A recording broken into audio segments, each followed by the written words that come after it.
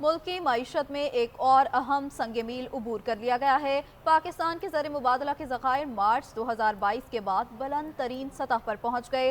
मजमूई ज़खायर पहली मरतबा 21.1 अरब डॉलर की सतह तक पहुँच गए। स्टेट बैंक ऑफ पाकिस्तान के पास मौजूदा ज़खायर 15.9 अरब डॉलर रिकॉर्ड किए गए।